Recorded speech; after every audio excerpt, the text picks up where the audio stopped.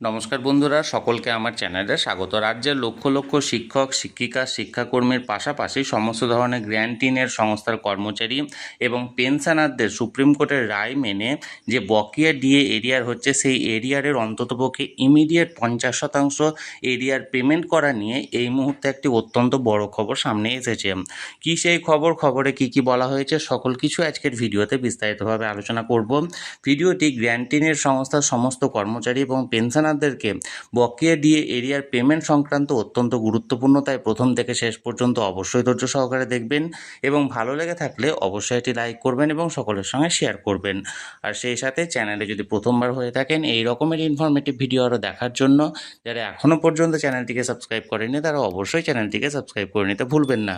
তাহলে চলুন আমরা বিস্তারিত জেনে নিই। দেখুন, গতকালকে সুপ্রিম কোর্টের রায় মেনে বকেয়া ডিএ এরিয়ার পেমেন্ট বিশেষ করে শিক্ষক, অশিক্ষক কর্মচারীর পাশাপাশি গ্র্যান্টিনের সংস্থার কর্মচারী এবং পেনশনারদেরকে এরিয়ার ইমিডিয়েট পেমেন্ট করতে হবে, এই সংক্রান্ত নবান্নে একটি বৈঠক ছিল, যেটা সংগ্রামী যৌথ মঞ্চ আছে, সংগ্রামী যৌথ মঞ্চের সঙ্গে রাজ্যের, এবং এই বৈঠকের পর কী নির্যাস উঠে এসছে এটা নিয়ে সংগ্রামী যৌথ মঞ্চের যিনি আহ্বায়ক ভাস্কর ঘোষ মহাশয় কি বলেছেন দেখব।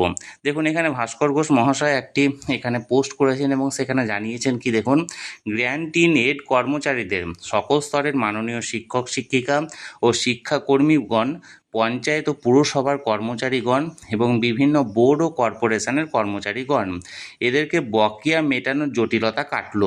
পদ্ধতিগত ত্রুটির কারণে আটকে ছিল বকেয়া মেটানোর কাজ। যদিও সরকারের বক্তব্য সেই নিয়ে কাজ চলছে, কিন্তু আজ সংগ্রামী যৌথ মঞ্চের পক্ষ থেকে বলা হয় যে এইসব কারণে কর্মচারীদের পাওনা আটকে রাখতে পারে না সরকার। বৈঠকে সিদ্ধান্ত হয় আপাতত প্রাপ্ত বকেয়া, যেটা 1 এপ্রিল 2008 থেকে 31/12/2019 এই সময়কালের মধ্যে অন্তত 50% অ্যাডহক হিসাবে মিটিয়ে দেওয়া হবে এবং বাকিটাও তাড়াতাড়ি মেটানোর জন্য জটিলতা কাটানোর চেষ্টা করা হবে। সেই কাজে সংগঠনের সহযোগিতা চেয়েছে সরকার, আমরাও কাজ শুরু করেছি।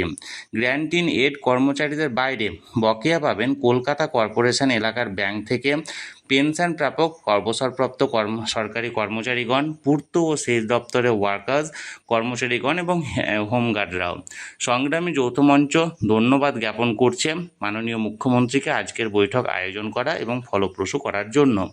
অর্থাৎ এই যে সময়কাল, অর্থাৎ 1 এপ্রিল 2008 থেকে 31 ডিসেম্বর 2019 এই সময়কালের মধ্যে যে সমস্ত যে বকেয়া ডিএ এরিয়ার সংক্রান্ত, বিশেষ করে গ্র্যান্টিনের সংস্থার কর্মচারী এবং পেনশনারদেরকে যে এরিয়ারটা দাঁড়ায়, সেটার ইমিডিয়েট 50%, অর্থাৎ যে প্রাপ্যটা দাঁড়াচ্ছে সে প্রাপ্যের 50% অ্যাডহক হিসাবে আপাতত মিটিয়ে দেওয়া হবে এবং বাকিটাও তাড়াতাড়ি মেটানোর চেষ্টা করা হবে।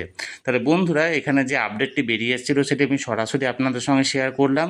এই নিয়ে যদি আপনাদের কোনো কিছু বলার থাকে অবশ্যই কমেন্ট করুন, আর এই ভিডিওটি ভালো লেগে থাকলে অবশ্যই একটি লাইক করুন এবং সকলের সঙ্গে শেয়ার করুন। আর সেই সাথে চ্যানেলে প্রথমবার হলে অবশ্যই চ্যানেলটিকে সাবস্ক্রাইব করে রাখুন। ধন্যবাদ, দেখা হচ্ছে পরের ভিডিওতে।